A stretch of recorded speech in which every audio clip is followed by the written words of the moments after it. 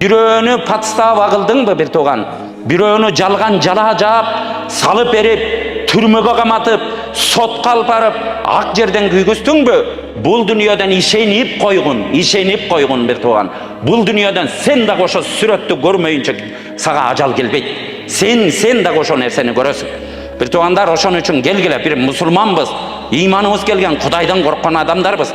Кудайдан корккон бир эле намаз окуй эмес, намаз окуйлу, башка ишибиз да ошого жараша болсун. Чыгып алып туруп ушул жерге келип, мечиттерде отуруп алып ар кимди ушактап, бул нерсени кылбайлы бир туугандар. Коомду биз сактайлы. Жазсак, туура интернетти пайдаланалы, жакшы нерсени жазалы. Пайгамбарыбыз саллаллаху алейхи ва саллям сен сүйлөсөң дейт, жакшы нерсе сүйлө. Жо болбосо уң чукпа дейт, көрдүңүздөр. Ошо сыяктуу жазсак дагы жакшы нерсе жазалы. Кабар айтсак да жакшы нерсени кабар кылалы. Бирок жакшы колубуздан келбесе, жок дегенде жаман нерсени кылбайлы да бир туугандар. Бирөөгө жакшылык кылалы.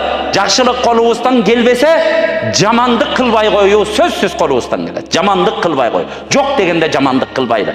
Келгиле ушу ынтымагыбызды Кур'ан-ы Каримде вa'тасиму бихаблиллахи жами'ан ва ла тафаррaqu.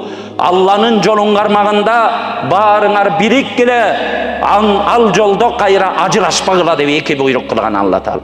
Бириккиле, ажырашпагыла деген бир маанини бир сүйлөмдө Алла Таала бизге Кур'ан-ы Каримде түшүргөн.